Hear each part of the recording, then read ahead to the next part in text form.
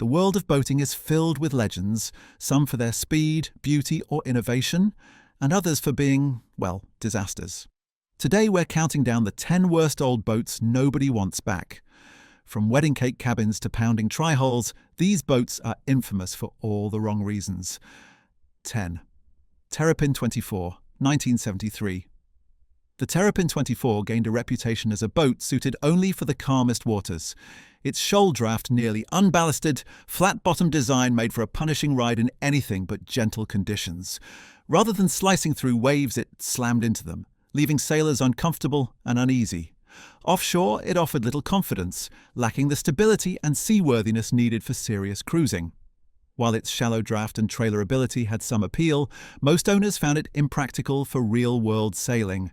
The Terrapin 24 serves as a cautionary example that not all design experiments succeed. Sometimes traditional hull shapes and proper ballast remain the most reliable for safety, comfort, and performance. It's a reminder that innovation alone doesn't guarantee a better sailing experience. 9. The Johnson Outboard Runabout of the 1960s. The Johnson Outboard Runabout of the 1960s was designed as an affordable, entry-level fiberglass or aluminum boat intended for fishing, small lake cruising, or general recreational use. While accessible and lightweight, these runabouts often suffered from underpowered performance, as typical outboard engines of the era struggled to propel the hull efficiently, especially when fully loaded. The construction materials were inexpensive, with hulls prone to flexing or minor damage under stress, and fittings often wore quickly. Handling was adequate for calm water, but the boats were easily unsettled in rougher conditions, which made them challenging for inexperienced operators. Despite these flaws, the Johnson Outboard Runabout was easy to trailer, launch, and maintain, which gave it appeal to budget-conscious boaters. Today, surviving examples are mostly prized by enthusiasts for their nostalgic value, representing a bygone era of small recreational boating where simplicity, affordability, and accessibility came at the cost of speed, stability, and long-term durability. 8. Glastron GT-150 1970s. The Glastron GT-150, built in the 1970s, is remembered more for its quirks than its charm. Its overweight fiberglass hull made even small outboards struggle to plane efficiently, severely limiting both speed and responsiveness. Handling was unpredictable, with turns requiring constant trim adjustments to prevent bow rise or swamping in rough water, making it a challenging boat for novice operators. While the GT-150's styling captured the flashy, eye-catching aesthetic of the era, its performance and reliability left much to be desired. Maintenance was relatively straightforward, but the combination of hull weight, shape, and design flaws made the boat sluggish, uncomfortable, and generally unfun for most owners.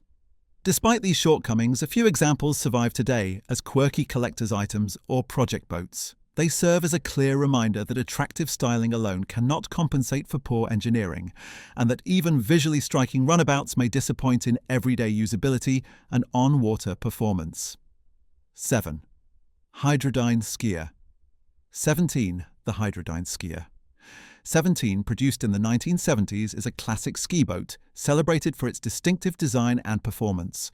Featuring a sleek fiberglass hull and a powerful inboard engine, it was specifically built for water sports enthusiasts seeking thrilling rides, smooth wakes, and responsive handling. Its low profile, sharp lines, and open cockpit give it a vintage charm that continues to appeal to collectors and restoration enthusiasts. While modern ski boats may surpass it in technology, safety features, and comfort, the Hydrodyne Skier 17 retains historical significance for its role in popularizing recreational water skiing and wakeboarding.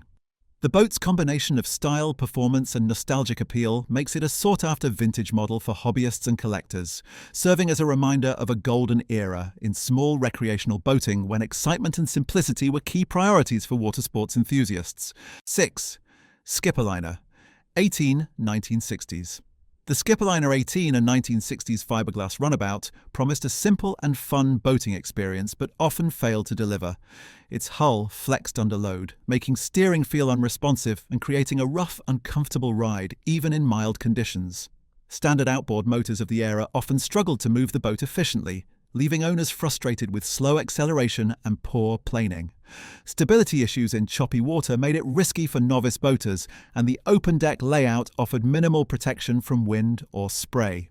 While it was affordable and relatively easy to maintain, the combination of structural shortcomings and underpowered performance quickly earned it a poor reputation. Today, surviving skipperliners are mostly quirky collector projects, valued for their vintage charm rather than practical use, serving as reminders of an era when cost often trumped thoughtful design. 5. Bombardier Sea-Doo, 1970s jet boat, the 1970s. Bombardier Sea-Doo jet boat was a bold attempt to bring personal watercraft technology to small boats, but in practice it often failed to meet expectations. Early jet pumps were prone to clogging or mechanical failure, and the ride was rough and unstable compared to traditional propeller-driven craft. Steering was twitchy, especially at higher speeds, making handling challenging and occasionally unsafe for beginners. Maintenance proved complicated due to the unique jet propulsion system, requiring careful attention to avoid breakdowns or costly repairs. Despite flashy advertising and the appeal of jet-powered boating, many owners grew frustrated with frequent mechanical issues and inconsistent performance. While the Sea-Doo offered novelty and excitement, it lacked the reliability and practicality of conventional small boats. Today, these early Sea-Doos are remembered mostly for their historical significance and fun factor, serving as a reminder that innovation alone doesn't always translate into everyday usability or long-term dependability on the water. 4. Hurricane Deckboat, 1970s. The Hurricane Deckboat of the 1970s promised spacious, versatile boating and was heavily marketed as a family-friendly craft. In practice, these boats were prone to leaks, with hull seams and deck fittings frequently failing under normal use. While the open layout offered generous deck space for fishing, picnics, or casual outings, performance suffered due to underpowered outboards paired with an overweight fiberglass hull. Maintenance could be a constant concern, as owners needed to monitor and repair water intrusion to keep the boat functional. Despite flashy advertising, Hurricanes rarely met expectations, frustrating many who bought them for recreation. Today, surviving examples are mostly project boats for hobbyists who appreciate the vintage charm but are prepared for repairs. The Hurricane Deckboat stands as a classic example of style and marketing overshadowing practical function in small recreational boating. 3. Crestliner Cavalier, 1960s to 70s. The Crestliner Cavalier 16 was a lightweight aluminum runabout designed for small lakes and rivers, intended to be affordable and practical for recreational use. However, its inexpensive construction quickly revealed significant drawbacks. The hull flexed noticeably under load, creating instability and a rough, uncomfortable ride that frustrated many owners. Standard outboard motors often struggled to propel the boat effectively, especially when carrying multiple passengers, further limiting its performance and usefulness. While the Cavalier 16 was easy to trailer and initially appealing due to its low cost, the combination of structural weaknesses and ongoing maintenance challenges made it less desirable over time. Marketed as a durable and versatile option, the boat often fell short of expectations, disappointing owners who needed reliability. Today, surviving examples are rare, usually maintained by hobbyists as restoration projects rather than practical everyday craft. Its legacy remains a cautionary tale about the consequences of cost-cutting in small boat design. 2. Bayliner Trophy 15, 1970s. The Bayliner Trophy 15, produced in the 1970s, was designed as an entry-level fiberglass runabout for budget-conscious boaters. Its compact size and sleek styling made it appealing for recreational use on inland lakes and calm rivers, providing a lightweight and easily trailerable option. However, the construction quality left much to be desired. The gel coat was thin and prone to cracking, leading to cosmetic issues that appeared quickly with age. Many of the plastic fittings and hardware were brittle, often breaking or fading after exposure to sun and water. These design flaws affected both the boat's durability and resale value, limiting its long-term appeal. Despite these shortcomings, the Trophy 15 has retained nostalgic charm for collectors and restoration enthusiasts who appreciate vintage fiberglass runabouts.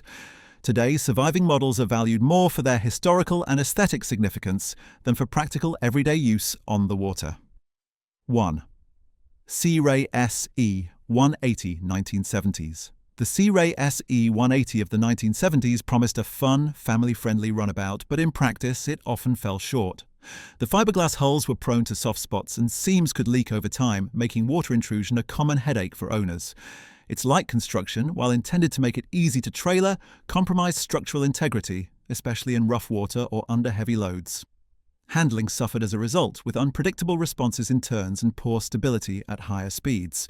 Outboard or inboard power could barely compensate for the hull's weaknesses, leaving the boat sluggish and unreliable. Maintenance was constant, requiring patching and reinforcement to keep the boat afloat. Today, surviving SE-180s are mostly project boats for enthusiasts who appreciate the vintage charm, but for practical boating, they are widely regarded as a cautionary tale in early recreational craft design. So, what do all these boats have in common? Most were the result of trying to cut corners, whether in design, construction, or both. For today's boaters, these cautionary tales are more relevant than ever. The used boat market is full of tempting deals. But as these examples show, not every bargain is worth the risk. What do you think? Did we miss any notorious boats? Drop your stories in the comments, don't forget to subscribe, and see you in the next chapter.